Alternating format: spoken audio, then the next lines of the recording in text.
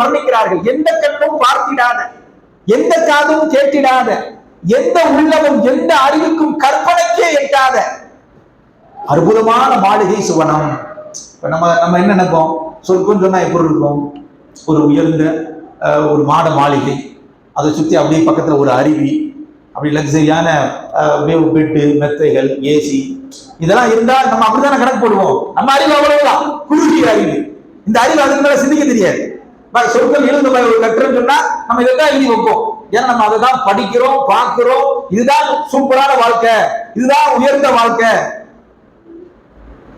அப்படி நம்ம விளங்கி வச்சிருக்கிறோம் இல்லைங்களா? அதை மட்டும் தான் எழுதுவோம். ஆனால் நபி ஸல்லல்லாஹு அலைஹி வஸல்லம் சொல்லுகிறார்கள், உங்கள் கற்பனைக்கே எட்டாத அளவிற்கு ரப்புல் ஆலமீன் சுவனத்தை படைத்து வைத்திருக்கிறான் என்று அதனுடைய பிரம்மாண்டத்தை பற்றி கூறி சுவனத்தை ஆசிக்க வேண்டும், உலகத்திலே ஹராம் ஹலாலை பேண வேண்டும் என்றெல்லாம் ஆசைப்படுத்துகிற அல்லாஹ்